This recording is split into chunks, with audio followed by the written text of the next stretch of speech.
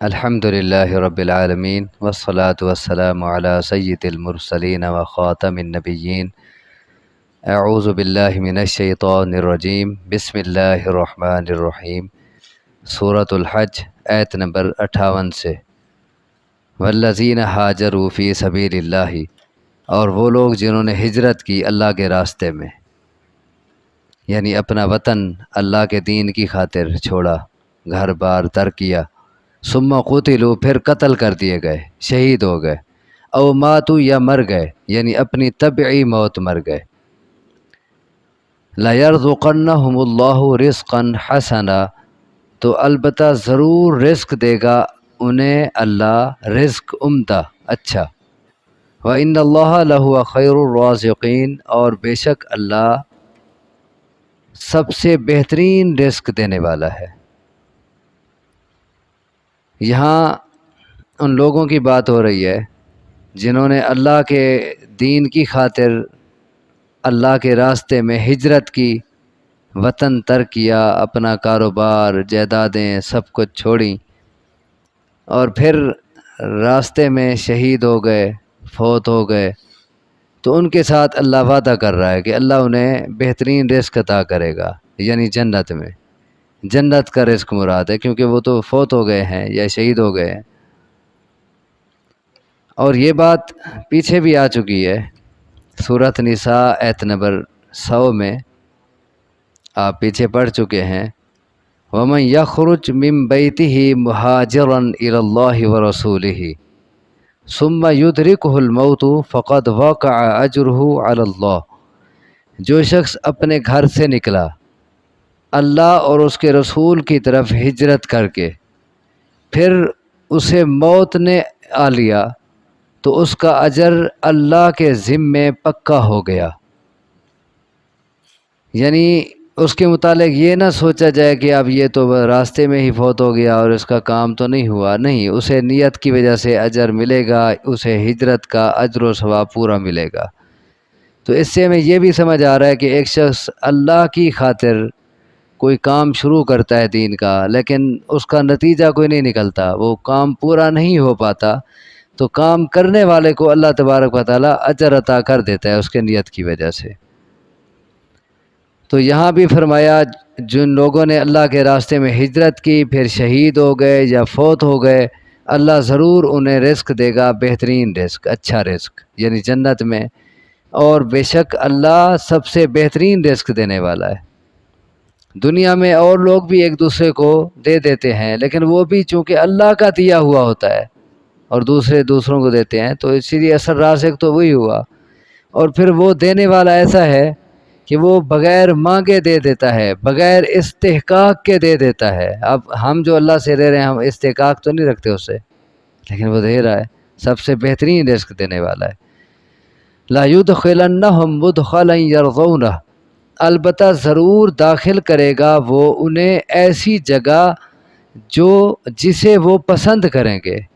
دیکھیں، دنیا میں انہوں نے قربانی دی ہے، انسان کو اپنے وطن سے، اپنے علاقے سے، اپنے محلے سے، اپنے گھر سے کتنا محبت ہوتی ہے، کتنا انسیت ہوتی ہے، کتنا وہ مانوس ہوتا ہے اپنے علاقے سے، کہ باہر کسی ایک ہی علاقے میں بعض اوقات کسی اور محلے میں جا کے رہنا پڑ جائے، اس کا دل نہیں لگتا ایک ہی علاقے میں، تو کتنا وہ مانوس ہوتا ہے، لیکن وہ سب کچھ اللہ کے دین کی خاطر ترک کر کے جا رہا ہے، تو اللہ کا پھر وعدہ ہے کہ اللہ اسے جنت میں ایسا محل عطا کرے گا کہ جسے وہ پسند کرے گا، جو اسے پسند آ جائے گا، جس میں اس کا دل لگ جائے گا، البتہ ضرور داخل کرے گا وہ انہیں ایسی جگہ یرضونہ جسے وہ پسند کریں گے۔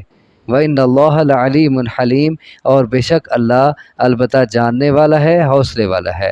ذالک، بات یہی ہے، وَمَنْ عَاقَبَ بِمِثْلِ مَا عُوقِبَ بِهِ ثُمَّ بُغِيَ عَلَيْهِ، اور جس نے بدلہ لیا مثل اس کے جو اسے تکلیف دی گئی، ثُمَّ بُغِيَ عَلَيْهِ، پھر ظلم کیا گیا اس پر، لَيَنْصُرَنَّهُ اللَّهُ، تو البتہ ضرور مدد کرے گا اس کی اللہ۔ اس میں یہ بات بتائی جا رہی ہے کہ ایک شخص پر کوئی ظلم کرتا ہے، اور وہ بدلہ لے لیتا ہے۔ بدلہ لینے کی اجازت ہے اسلام میں، جتنا زیادتی ہوئی، جتنا ظلم ہوا، وہ اتنا بدلہ لے سکتا ہے۔ اگرچہ زیادہ بہتر یہ ہوتا ہے کہ آدمی معاف کر دے، کئی جگہوں میں یہ آیا ہے کہ بدلہ لے سکتے ہو، لیکن معاف کر دینا یہ ہمت والے لوگوں کا کام ہے، یہ اولو العزم لوگوں کا کام ہے۔ اور اگر تم معاف کر دو تمہارا اجر اللہ کے ذمہ ہو گیا، تو معاف کر دینا یہ زیادہ بہتر ہے، لیکن بدلہ لینے کی پھر بھی اجازت ہے، لیکن اتنا جتنا زیادتی ہوئی، اس سے بڑھ گئے تو پھر ظلم اس کی طرف سے بن جائے گا، پھر یہ مظلوم نہیں بنے گا، پھر یہ ظالم ہو جائے گا۔ اب یہاں بتایا جا رہا ہے کہ ایک شخص پر زیادتی ہوئی تھی، اس نے بدلہ لے لیا، ظالم نے پھر زیادتی کر دی، مثلا اس نے اسے تھپڑ مارا تھا، اس نے جوابی طور پہ تھپڑ مارا، اس نے پھر دے مارا، اب اس پر زیادتی ہو گئی۔ تو اب اس نے تو ٹھیک کام کیا تھا، اس نے تو اللہ تبارک و تعالیٰ کی اسے اجازت تھی بدلہ لینے کی، تو اللہ کی اجازت سے اس نے بدلہ لیا تھا، تو اب اگر اس پر دوبارہ زیادتی ہوتی ہے تو اللہ تبارک و تعالیٰ کے ذمہ ہے کہ اب وہ اس کی مدد کرے گا۔ اور جس نے ومن عاقب، اور جس نے بدلہ لیا بمثل ما عوقب به، مثل اس کے جو اس پہ زیادتی کی گئی تھی اتنا بدلہ لیا، ثم بغی علیہ، پھر ظلم کر دیا گیا اس پر، دوبارہ ظالم نے اسے اس پر زیادتی کر دی، لینصرنہ اللہ، تو پھر اللہ ضرور اس کی مدد کرے گا۔ ان اللہ لعفو غفور، بے شک اللہ البتہ بہت معاف کرنے والا ہے، بہت بخشنے والا ہے۔ یہاں اللہ کی یہ صفتیں کیوں بیان ہوئیں؟ پیچھے سے ہر صفت کی کوئی مناسبت ہوتی ہے، ہر آیت کے بعد اللہ کی کوئی نہ کوئی صفت بیان ہوتی ہے، تو پچھلی بات سے اس کی کوئی مناسبت ہوتی ہے، تو یہاں دو طرح کی مناسبت ہو سکتی ہے۔ آخر میں جو کہا اللہ معاف کرنے والا ہے، بخشنے والا ہے، یا تو اس کی یہ مناسبت ہے کہ اگر کسی پر زیادتی ہوئی ہے، اس نے اتنا بدلہ لے لیا جتنا زیادتی ہوئی تھی، تو اس کو اللہ معاف کر دے گا، کیونکہ اس کی طرف سے ابتدا نہیں تھی، اس نے تو بدلہ لیا ہے، اللہ معاف کرنے والا ہے، اسے اللہ معاف کر دے گا، اس کا قصور نہیں تھا۔ ایک تو یہ مناسبت ہو سکتی ہے، دوسری مناسبت یوں بھی بن سکتی ہے کہ جس نے بدلہ لے لیا، بدلہ لینے کی اجازت تو ہے اسے، لیکن اللہ بہت معاف کرنے والا ہے، معافی اللہ کی صفت ہے، لہذا یہ اگر معاف کر دے تو یہ زیادہ بہتر ہے اس کے حق میں۔ جیسے ہے نا، اللہم انک عفو تحب العفو فاعف عنی، اللہ تو بہت معاف کرنے والا ہے، معافی تجھے پسند ہے، مجھے معاف کر دے۔ تو اللہ معاف کرنے والا ہے، اسے بدلہ لینے کی اجازت تو ہے، لیکن معافی اللہ کی صفت ہے، یہ بھی اللہ کی صفت اپنا لے، معاف کر دے، تو یہ اس کے حق میں بہتر ہے، تو یہ مناسبت بھی ہو سکتی ہے۔ ذالک بان اللہ یولج اللیل فی النہار ویولج النہار فی اللیل، یہ اس وجہ سے ہے، ذالک، یہ کیا، یہ مدد کا وعدہ، اوپر ہے نا لینصرنہ اللہ، اللہ ضرور اس کی مدد کرے گا۔ اب بھی وہ کیسے مدد کرے گا؟ بھئی واقعی وہ مدد کر سکتا ہے، اس کے پاس طاقت ہے، کتنا طاقت ہے؟ آگے اللہ کی کچھ طاقتیں، اس کی قدرتیں دکھائی جا رہی ہیں کہ دیکھو جس کے پاس یہ طاقتیں ہیں وہ کیوں مدد نہیں کر سکتا۔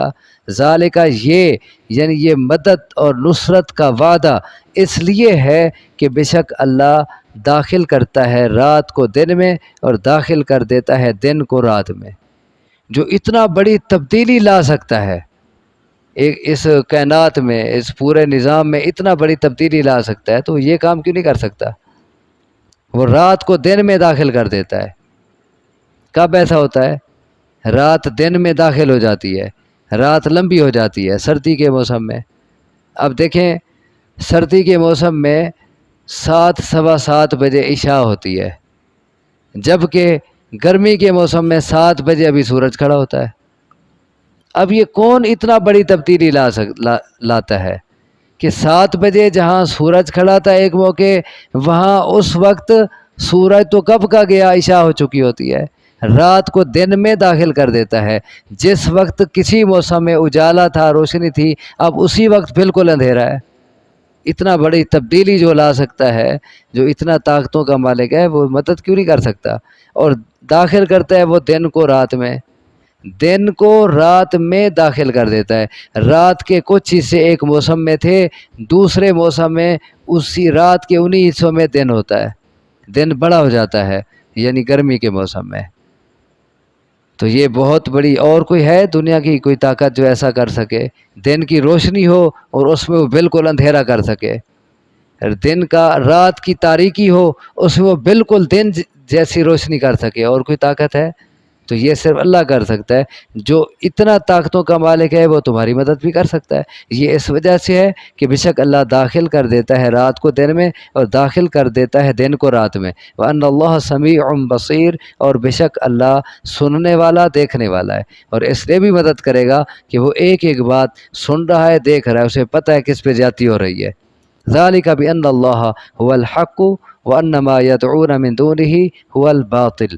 یہ اس وجہ سے ہے، ایک اور وجہ کہ وہ کیسے کیوں مدد کر سکتا ہے، یہ مدد کا وعدہ اس وجہ سے بھی ہے کہ بے شک اللہ حق ہے، اور بے شک وہ جنہیں لوگ پکارتے ہیں من دونی اس کے سوا، هو الباطل، وہ باطل ہیں۔ اللہ حق ہے اور جن جن کو لوگ پکارتے ہیں وہ باطل ہیں۔ حق کا معنی اور باطل کا معنی یہاں کیا ہے؟ حق اور باطل کا ایک معنی تو ہوتا ہے سچ اور جھوٹ، لیکن یہاں یہ معنی نہیں ہے۔ لوگ تو اللہ کے پیغمبر کو بھی پکارتے ہیں، یا رسول اللہ مدد کہتے ہیں، تو کیا آپ باطل ہیں؟ نعوذ باللہ، نہیں۔ لوگ تو یا علی مدد بھی کہتے ہیں، یا جیلانی بھی کہتے ہیں، تو یہ سارے کیا باطل ہیں؟ نہیں، باطل کا یہاں معنی اور ہے۔ حق اور باطل کا ایک اور معنی، حق کا معنی ثابت ہے، قائم ہے، موجود ہے، وہ تھا، ہے، رہے گا، یہ حق کا معنی ہے۔ اور اس کے مقابلے میں باطل کا معنی یہ ہے کہ اللہ کے سوا باقی جتنا بھی ہیں، جن جن کو لوگ پکارتے ہیں، چاہے وہ نبی ہے، ولی ہے، جو بھی ہے، ایک وقت تھا وہ نہیں تھے، پھر آئے، پھر چلے گئے یا چلے جائیں گے۔ جو ابھی ہیں جن کو لوگ پکار رہے ہیں وہ چلے جائیں گے، ایک وقت ہوگا وہ نہیں ہوں گے، یہ باطل کا معنی ہے اس جگہ۔ تو چونکہ وہ حق ہے، وہ ہر وقت ہے، وہ تھا، ہے، رہے گا، اسی لیے وہ مدد کرے گا ضرور۔ یہ اس وجہ سے ہے کہ بے شک اللہ ہی حق ہے، اور بے شک وہ جنہیں لوگ پکارتے ہیں اس کے سوا وہ باطل ہیں، یعنی فانی ہیں۔ باطل کا معنی کیا ہوا اب؟ وہ فانی ہے، عارضی ہیں، وہ نہیں تھے، آ گئے، چلے جائیں گے یا چلے گئے کچھ۔ وَأَنَّ اللَّهَ هُوَ الْعَلِيُّ الْكَبِيرُ، اور یہ مدد کا وعدہ اس وجہ سے بھی ہے، یہ ساری وجوہات بیان ہو رہی ہیں، اس وجہ سے بھی ہے کہ بے شک اللہ ہی بلند ہے، بڑا ہے، وہ چونکہ سب سے بڑا ہے، بلند ہے، لہذا وہ مدد کر سکتا ہے۔ الم تر ان اللہ انزل من السماء ماء، کیا نہیں جانتے آپ کہ بے شک اللہ اتارتا ہے بادل سے پانی، فتصبح الارض مخضرہ، پس ہو جاتی ہے زمین سرسبز۔ اللہ پانی اتارتا ہے، ایک زمینی بڑے بڑے میدان جن میں کوئی سبزہ اگا ہی نہیں سکتا، ایک وقت ہوتا ہے وہ بنجر پڑے ہوتے ہیں، پھر بارش اترتی ہے، پھر وہ کیسے ان پہ ہریالی اور سبزہ آ جاتا ہے، پوری زمین سبز نظر آ رہی ہوتی ہے۔ یہ اللہ کی قدرت ہے، کیا نہیں دیکھتے آپ؟ بے شک اللہ اتارتا ہے بادل سے پانی، فتصبح الارض، پس ہو جاتی ہے زمین مخضرہ، سرسبز۔ ان اللہ لطیف خبیر، بے شک اللہ باریک بھی ہے، خبر رکھنے والا ہے۔ لطیف کا معنی ہوتا ہے باریک بھی، باریک سے باریک چیز بھی دیکھ لینے والا، ایک معنی۔ دوسرا لطیف کا معنی یہ بھی ہوتا ہے کہ اپنے کام غیر محسوس طریقے سے کرنے والا، وہ اپنے کام ایسے کر رہا ہوتا ہے مخفی انداز میں کہ کسی کو محسوس ہی نہیں ہوتا۔ اسی لیے وہ اس نے اگر کسی سے بدلہ لینا ہے، ظالم کو اس نے شکست دینی ہے، اسے سزا دینی ہے، تو وہ اپنے باریک طریقوں سے، غیر محسوس طریقوں سے وہ اپنے کام کر رہا ہوتا ہے۔ بعض اوقات انسان دل برداشتہ ہو جاتا ہے، اس پہ ظلم ہوا، زیادتی ہوئی، اللہ سے مانگتا رہا، ابھی مدد نہیں ہو رہی، لیکن وہ سمجھتا ہے کہ اللہ میری مدد نہیں کر رہا، میں مجھ پہ ظلم ہوتے جا رہے ہیں، میری کوئی نہیں سن رہا۔ لیکن اللہ لطیف ہے، وہ اپنے غیر محسوس طریقے سے اس کی خاطر کام کر رہا ہوتا ہے، تھوڑا دیر بعد اس کے حق میں کام ہوتا ہے، لیکن غیر محسوس طریقے سے چونکہ ہوتا ہے انسان کو احساس نہیں ہوتا، اسی لیے وہ دل برداشتہ ہو جاتا ہے۔ لیکن اللہ خبیر ہے، اسے پوری خبر ہوتی ہے کون زیادتی کر رہا ہے، کس پہ ظلم ہو رہا ہے۔ لہو ما فی السماوات وما فی الارض، اسی کے لیے ہے جو کچھ آسمانوں میں ہے اور جو زمین میں ہے، سب کچھ اسی کا ہے۔ وَإِنَّ اللَّهَ لَهُوَ الْغَنِيُّ الْحَمِيدُ، اور بے شک اللہ ہی البتہ غنی ہے، بے نیاز ہے، بے پرواہ ہے، الحمید قابل تعریف ہے۔ ہر حال میں کوئی اس کی تعریف کرے نہ کرے وہ تب بھی حمید ہے، تعریف کے قابل ہے۔ اللہ تبارک و تعالیٰ سے دعا ہے مجھے آپ کو سمجھنے کی، عمل کی توفیق عطا فرمائے۔ اقول قولی ھذا واستغفر اللہ لی ولکم، وآخر دعوانا ان الحمد للہ رب العالمین۔